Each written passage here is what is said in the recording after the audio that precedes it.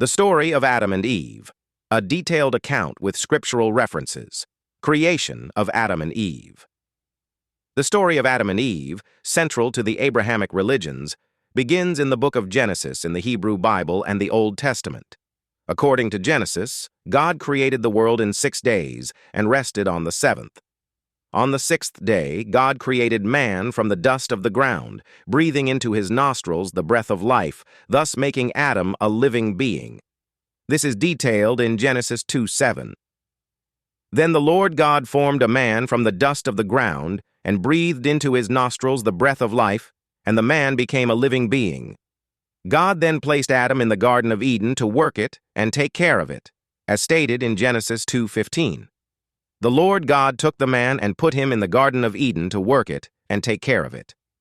Realizing that it was not good for Adam to be alone, God decided to make a helper suitable for him. God created all the animals and brought them to Adam to name, but none were found to be a suitable helper. Therefore God caused Adam to fall into a deep sleep, took one of his ribs, and from it created Eve. This creation of Eve is described in Genesis 2:21-22. So the Lord God caused the man to fall into a deep sleep. While he was sleeping, he took one of the ribs and then closed up the place with flesh. Then the Lord God made a woman from the rib he had taken out of the man, and he brought her to the man. The temptation and fall. The serpent, described in Genesis as more crafty than any of the wild animals the Lord God had made, deceived Eve into eating from the tree of the knowledge of good and evil, which God had expressly forbidden. The serpent's temptation and Eve's decision are detailed in Genesis 3:1-6. Now the serpent was more crafty than any of the wild animals the Lord God had made. He said to the woman, "Did God really say, 'You must not eat from any tree in the garden'?" When the woman saw that the fruit of the tree was good for food and pleasing to the eye, and also desirable for gaining wisdom, she took some and ate it. She also gave some to her husband, who was with her, and he ate it. The consequences. Upon discovering their disobedience, God pronounced judgments on the serpent, Eve, and Adam. The serpent was cursed to crawl on its belly and eat dust all the days of its life. Eve was told that her pain in childbirth would greatly increase and that her desire would be for her husband, who would rule over her.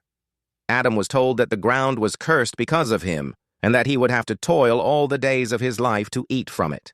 These judgments are outlined in Genesis 3:14-19, expulsion from Eden.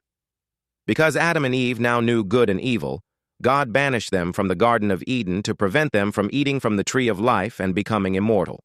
Genesis 3:23-24 states, "So the Lord God banished him from the Garden of Eden to work the ground from which he had been taken. After he drove the man out, he placed on the east side of the Garden of Eden cherubim and a flaming sword flashing back and forth to guard the way to the tree of life." Historical and theological significance. Adam and Eve's story is foundational in Christian theology as it introduces the concept of original sin. This idea holds that Adam and Eve's disobedience to God brought sin into the world, affecting all of humanity.